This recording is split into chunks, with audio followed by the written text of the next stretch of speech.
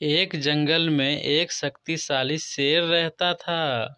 वो शेर हर रोज शिकार करने के लिए नदी किनारे जाता था। एक दिन हर रोज की तरह जैसे शेर नदी किनारे से वापस लौट रहा था, तब उसे एक लोमड़ी दिखाई दी। शेर जैसे ही उस लोमड़ी के पास पहुंचता है कि लोमड़ी उसके कदमों में गिर जाती है। शेर ने लोमड़ी को ऐसे अपने कदमों में गिरते हुए देखकर उससे कहा, अरे ये तुम क्या कर रही हो?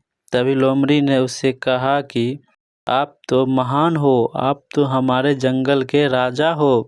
आप मुझे अपना सेवक बना लीजिए, मैं आपका पूरा काम निष्ठा से करूंगी। लोमड़ी ने शेर से ये बात कहा कि मैं आपकी सेवा करूंगी और उसके बदले में आपके शिकार में से जो कुछ भी बचेगा मैं वो खा लिया करूंगी। शेर को लोमड़ी की बातें सही लगी और उसने लोमड़ी को अपना सेवक बना लिया।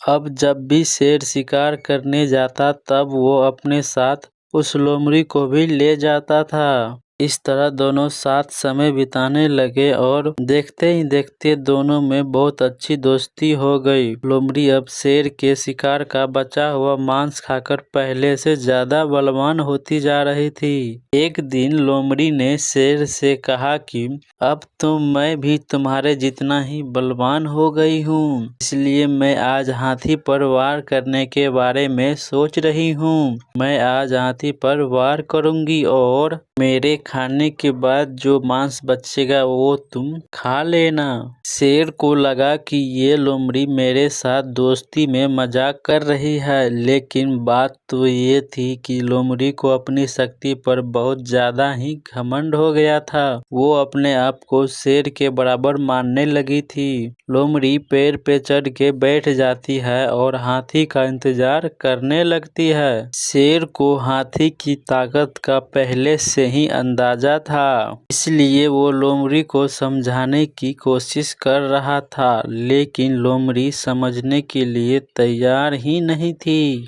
तभी पेड़ के नीचे से एक हाथी गुजरता है। हाथी को देखते ही लोमड़ी उस पर हमला करने के लिए कूद पड़ती है, किंतु लोमड़ी ने छलांग सही जगह पर नहीं लगाई, इसलिए वो हाथी के पैर के नीचे आ जाती है। हाथी ने जैसे ही अपना पैर बढ़ाया वैसे ही लोमड़ी उसके पैरों के नीचे कुचल गई। इस तरह लोमड़ी ने अपने दोस्त शेर की बात न मानकर अपने घमंड की वजह से बहुत बड़ी गलती की और अपने प्राण गंवा दिए। तो प्यारे दोस्तों, हमें इस कहानी से यही सीख मिलती है कि अपने दोस्तों को नीचा दिखाने के लिए कभी भी किसी बात पर घमंड नहीं करना चाहिए, अन्यथा हमारी हालत भी इस लोमड़ी के जैसी ही हो जाएगी।